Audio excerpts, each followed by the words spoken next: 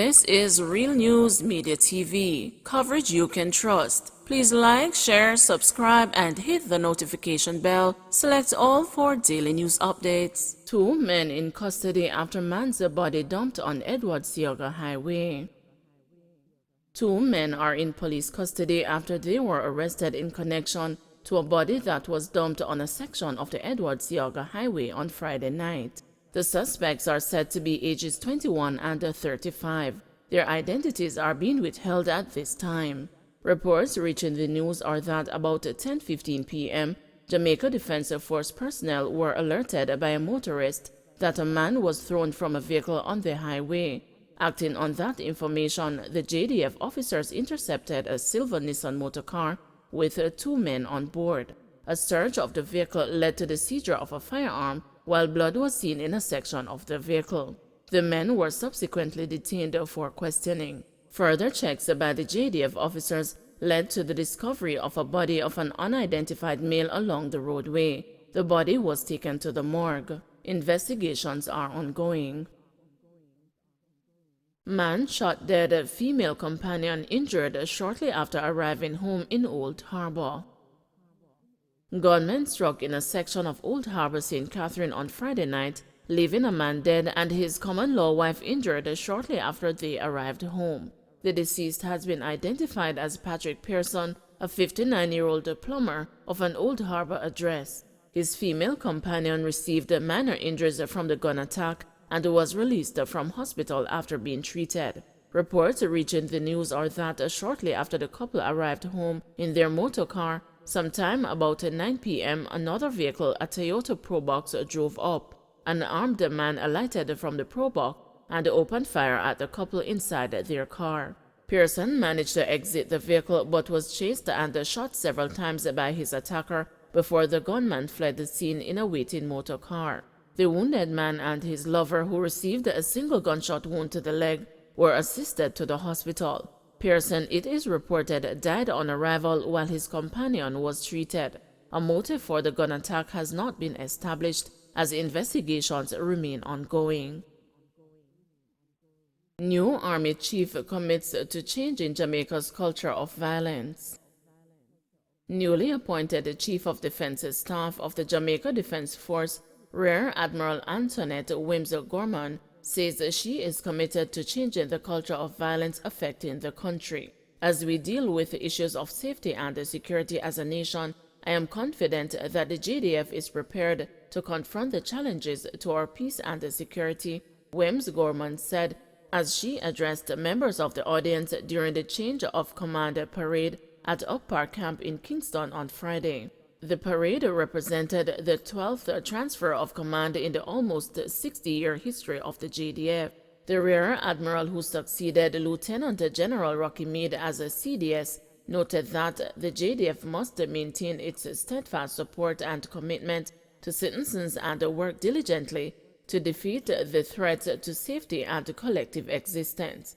Meanwhile, Meade, who served the Army for 38 years, the last 5 as CDS, said the Jamaican people can continue to trust in the JDF and its leadership. I would like to thank the people of Jamaica for your support and confidence, and notwithstanding the immediacy of several challenges you face, that you welcome the long-term approach for a sustainable solution to resolve the culture of violence in Jamaica, he said.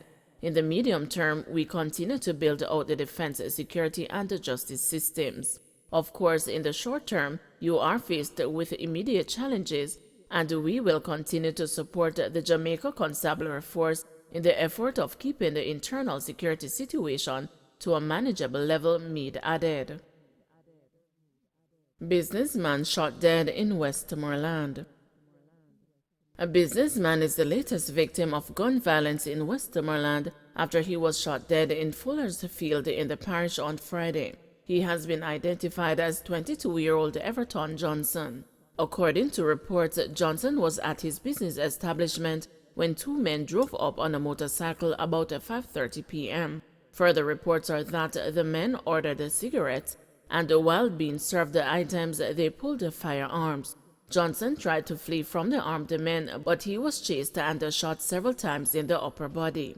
Residents who heard the gunshots alerted the police, and they later found Johnson suffering from bullet wounds. He was transported to the hospital, where he was pronounced dead. Investigations are ongoing. St. Catherine police nab robbery suspect, urge victims to report to them. The St. Catherine South Police are appealing to robbery victims in the division to make an official report. A man alleged to be a major player in a series of robberies was arrested during a series of operations in Newland, Portmore, St. Catherine on Friday night. He is to face an identification parade soon. During Friday night's operations, a revolver with 3 rounds of ammunition and a fully loaded .380 pistol were seized. Operations Officer for St. Catherine South Superintendent Hopton Nicholson said it is important that robbery victims contact the police. The St. Catherine South Police continue to pursue people who are involved in acts of robberies and other crimes, especially in recent weeks, he said. Victims may contact the Portmore Criminal Investigations Branch at 876-949-8422, Crime Stop or Police 119 emergency number. Government working to settle payment of incentives to RGD workers, said Green. Minister without a portfolio in the office of the Prime Minister, Floyd Green, says he is working to settle the payment of incentives owed to staff at the Registrar General's Department. Following a recent meeting with the management team at the agency, Green said a plan for the payment was presented. I want to assure the workers that from where I sit as government and working with the team, we will do everything in our power to ensure that they get those payments in the shortest possible time. I will escalate it to see what can be done to speed up the resolution of it, but the team has presented a plan to treat with it, he said. Green was speaking to the media following a tour of the RGD's head office in Twickenham Park, St. Catherine on Friday. The Auditor General recently tabled a report in Parliament which indicated that the RGD owed a total of $135.8 million in incentives to staff for the period 2016 to 2019. Meanwhile, Chief Executive Officer at the RGD, Charlton McFarlane, said the current management has made arrangements to pay the staff and that they have started to receive the benefit in an incremental process. Since this executive team took charge in 2020, we began making payments for the incentives. We made payments in December 2020 and another payment in December of 2021, the CEO said. Adding that the issues has been prioritized, McFarlane said, it is regrettable that in the past we were not able to meet these financial obligations. Importantly, though, the team saw it as a need and we have taken tangible steps to be current with the payments, he stated. Police identify victims in Dunkirk double murder.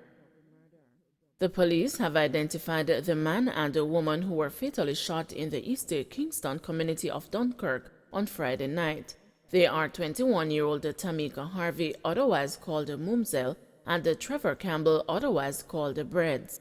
Reports are that Harvey and Campbell were shot and killed when gunmen opened fire at people attending a wake in a section of the community called Red Ground.